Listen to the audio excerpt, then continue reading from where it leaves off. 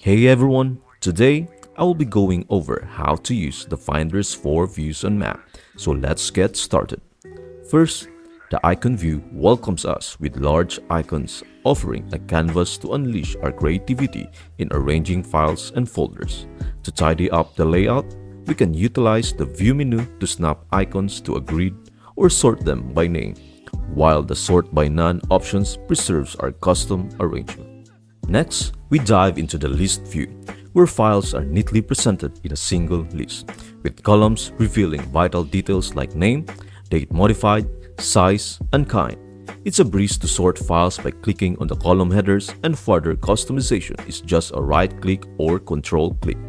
Then, we discovered the column view, a treasure for navigating intricate file structures. This view displays files in a list with an extra column for each level of a selected folder. The rightmost column generously provides previews of selected files, simplifying exploration.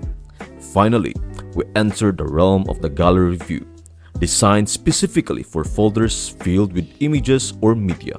In this view, large previews grace our screen, and the arrow keys serve as the magical portal to quickly browse through the visual wonders.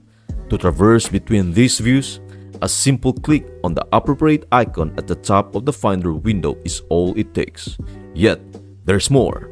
The Show View Options or Command+J feature beckons us to customize each view further, tailoring it to our unique preference and requirements. Whatever your choice, rest assured that using the right Finder view will undoubtedly elevate your file management experience on your beloved Mac. I hope this video helps you out, and see you in the next video.